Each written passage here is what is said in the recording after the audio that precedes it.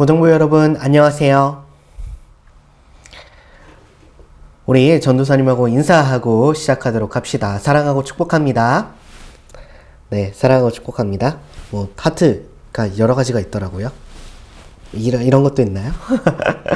일주일간 잘 보냈나요? 갑자기 추워진 날씨에 여러분들 몸도 마음도 이렇게 움츠러들 그런 순간이 오고 있는 것 같은데, 여러분들이 이럴 때일수록 시간 날 때마다 몸을 따뜻하게 하고 왔다 갔다 외출할 때 덥다고 옷을 편하게 입지 말고 조금이라도 이렇게 잘 두텁게 입었으면 좋겠습니다. 여러분들 현장 예배가 시작된 지도 어느덧 몇 주가 지나가고 있습니다. 아직 현장 예배를 오지 못한 친구들이 있는 걸로 알고 있는데, 그 친구들도 얼른 주님의 전에 함께 나와서 예배를 드릴 수 있었으면 좋겠고요. 혹시라도 주님의 전에 오지 못한다고 너무 마음에 어려워하지 말고 저희가 함께 이렇게 예배 드릴 수 있다는 것에 감사했으면 좋겠습니다. 오늘 여러분과 함께 나눌 하나님의 말씀은요, 신약성경 누가복음 22장 24절부터 27절까지의 말씀입니다. 제가 한 절, 여러분들이 한 절 읽을 텐데요. 잘 따라 읽어줬으면 좋겠습니다. 또 그들 사이에 그중 누가 크냐 하는 다툼이 난지라. 예수께서 이르시되 이방인의 임금들은 그들을 주관하며 그 집권자들은 은인이라 칭함을 받으나 너희는 그렇지 않을지니 너희 중에 큰 자는 젊은 자와 같고 다스리는 자는 섬기는 자와 같을지니라. 앉아서 먹는 자가 크냐 섬기는 자가 크냐? 앉아서 먹는 자가 아니냐? 그러나 나는 섬기는 자로 너희 중에 있노라. 아멘. 오늘 여러분과 함께 나눌 하나님의 말씀의 제목은 최후의 가르침, 섬김이라는 제목으로 함께 나누도록 하겠습니다. 여러분들 많이 들었던 명언 중에 이런 명언이 있을 겁니다. 철학자 스피노자라는 사람의 명언인데요. 내일 지구가 멸망하더라도 나는 한 그루의 사과나무를 심겠다. 사실 저는 이 이야기를 들었을 때 크게 와닿지는 않았습니다. 내일 지구가 멸망한다고 하면 나의 생도 끝나는 거잖아요. 어떻게 보면 그것보다 더 중요하고 가치 있는 일이 많을 텐데, 그 스피노자라고 하는 사람은 왜 사과나무를 심는다고 했을까라는 생각을 해보았습니다. 지금 생각해보면 그 스피노자라는 사람에게 죽기 전에 가장 가치 있는 일이 바로 사과나무를 심는 것일 수도 있어요. 남들 눈에는 하찮아 보일 수도 있고 남들 눈에는 이해가 안 되는 행동일 수도 있지만, 각자 사람마다 가치를 매기는 방식은 다르기 때문입니다. 요즘에는 마지막 순간에 무엇을 할래? 라는 질문보다는 여러분 죽기 전에 뭐 먹고 싶어요? 죽기 전에 뭘 마지막으로 먹고 싶나요? 라는 질문도 많이 받게 됩니다. TV에서 좀 많이 본 것 같은데, 개그맨 문세윤이라는 분은 김치찜이 마지막으로 먹고 싶다고 해요. 그리고 강호동 여러분도 잘 알고 있죠? 돼지갈비와 냉면을 먹고 싶다라고 합니다. 저는 뭘까 생각을 해봤는데, 저도 김치찌개인 것 같아요. 제가 김치찌개를 워낙 좋아해서 한 달에 2번 이상은 꼭 먹어야 약간 쿨타임이 돌거든요. 김치찌개 쿨타임이 있어요. 그래서 그걸 꼭 먹어야 되는데, 어쨌든 우리가 마지막 순간에 무엇을 할지, 무엇을 먹을지에 대한 고민도 너무나 중요하지만, 사실 우리에게는 그것보다 더 중요하게 생각해야 될 것이 있습니다. 마지막 순간 앞에 우리는 과연 예수님 안에 속해 있는가? 우리는 과연 그리스도의 자녀인가? 라는 부분을 더 깊게 생각을 해봐야 되고 점검을 해봐야 합니다. 사도 바울은 고린도 교회를 향하여 이와 같은 질문을 던지고 있어요. 그와 동시에 이 질문은 마지막 때를 살아가는 우리 그리스도인들에게 날마다 주어지는 질문입니다. 나는 과연 예수님 안에 속해 있는가? 여러분은 지금 그리스도를 향한 믿음이 있나요? 여러분들은 예수님을 향한 믿음이 가지고 계신가요? 성경에 보면요, 예수님이 자신의 목숨을 우리에게 내어주는 사건 앞에 삶의 마지막에 하신 일을 기록하고 있습니다. 무엇일까요? 예수님께서는 잡히시기 전에 제자들과 함께하는 식사 자리에서 제자들에게 마지막까지 하나의 가치에 대해 이야기를 하셨습니다. 이제 식사가 끝나면요, 대제사장을 중심으로 경비병들, 예수님을 잡으러 오는 사람들이 코앞에 와 있는 그런 시점이에요.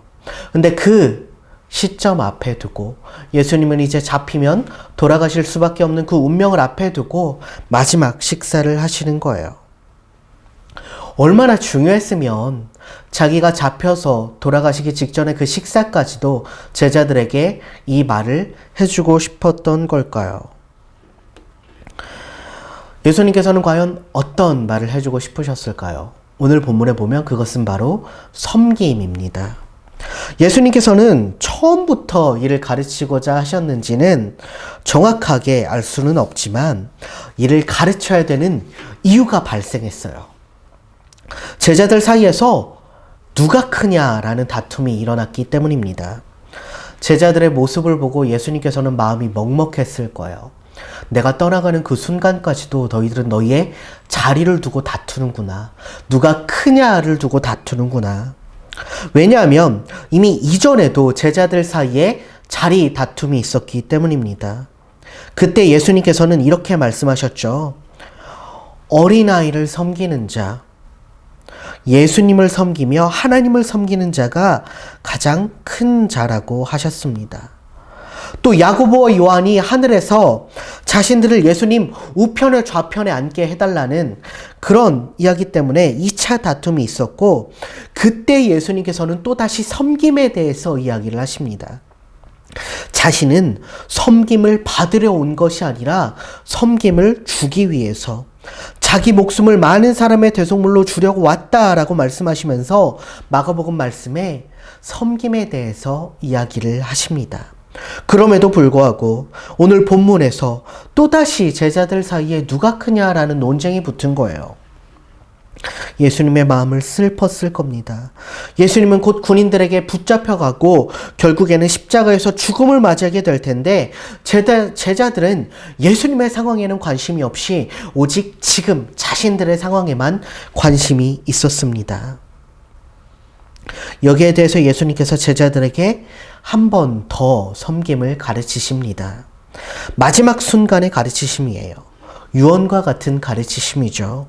27절에 보면요.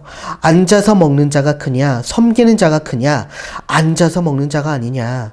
그러나 나는 섬기는 자로 너희 중에 있노라 라고 예수님께서 말씀하십니다. 이를 세번역 성경이라는 것으로 읽어보면요. 누가 더 높냐? 밥상에 앉은 사람이냐? 시중 드는 사람이냐?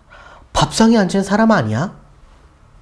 그러나 나는 섬기는 사람으로 너희 가운데 있다 라고 말합니다. 이것은 무슨 의미를 말합니까? 예수님께서는 밥상에 앉아있는 자로 오셨다는 게 아니고요. 밥상을 시중드는 그 종의 역할로, 섬기는 자의 역할로 왔다라고 말씀하시는 거예요. 섬기는 자, 곧 시중드는 사람은 헬라어로 디아코니아라는 단어를 사용하고 있습니다. 이것은 일반적으로 하인이나 종에 사용되는 둘로스라는 단어와는 차이가 있습니다. 하인과 종은 무조건 선택 없이 그냥 내가 태어났을 때부터 종, 시중드는 사람으로 섬기는 사람을 이야기하는 둘로스라고 하지만, 시중드는 자, 섬기는 자라는 의미의 여기에서 나온 디아코니아라는 단어는 자유함으로부터 오는 섬김을 뜻합니다. 그러니까 섬기는 걸 내가 억지로 하는 게 아니라, 어쩔 수 없이 하는 게 아니라 자유하게 내가 정말 섬기고 싶어서 섬기는 것을 바로 디아코니아라고 한다라는 것이죠.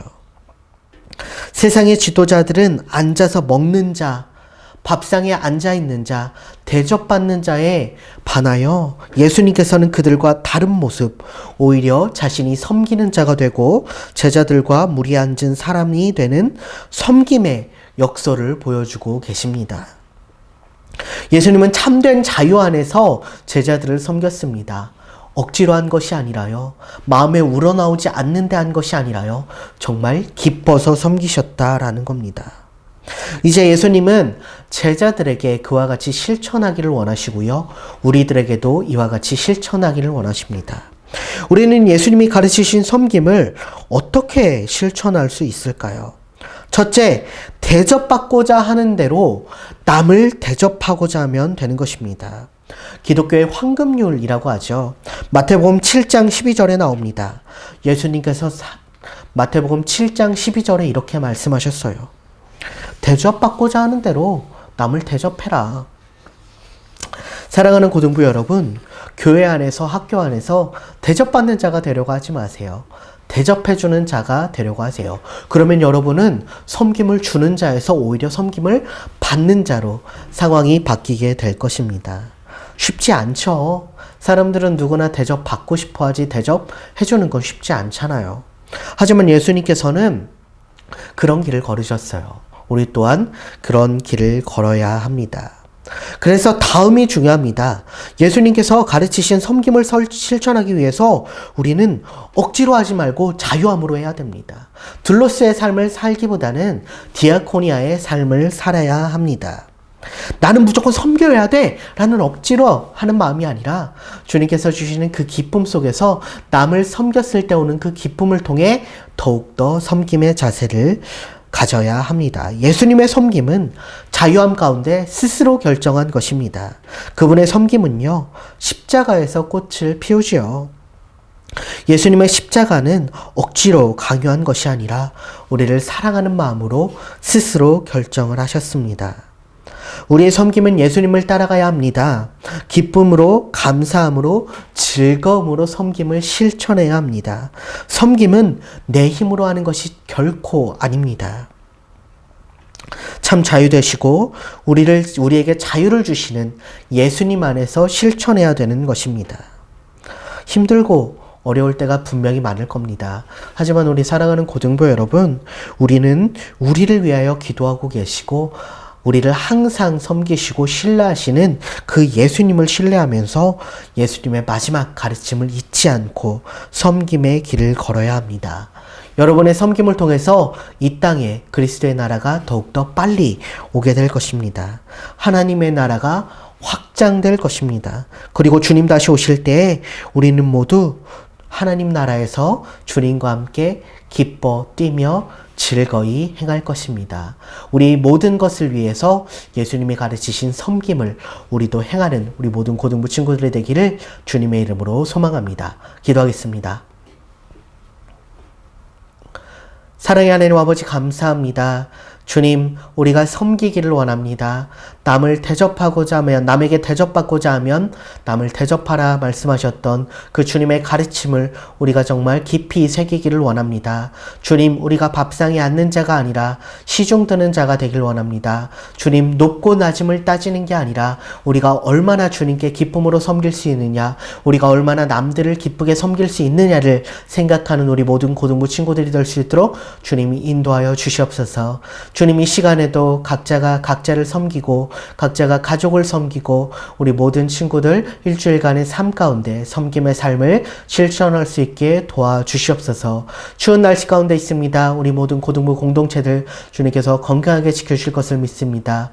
사랑하는 예수님의 이름으로 감사 기도드립니다. 아멘.